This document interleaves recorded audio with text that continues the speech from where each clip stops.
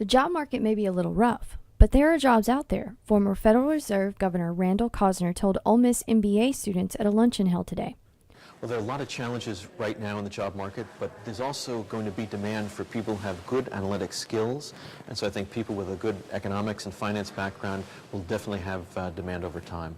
Kroszner, a former economic advisor to President George W. Bush, delivered the keynote address at the 2009 Banking and Finance Symposium. Now a professor of economics at the University of Chicago, Kroszner said the financial sector will always be in need of talented workers. I think there's still a lot of fragilities out there. I don't think we're completely out of the woods, but I do see a reasonable amount of stimulus coming in from the monetary side and the fiscal side that is likely to lead to economic growth this second half of this year and next year, but the job situation is still going to be very, very difficult. The unemployment rate is almost 10%, and unfortunately is probably going to be around there for a while, but hopefully by the second half of next year it'll start to come down and we'll start to generate jobs.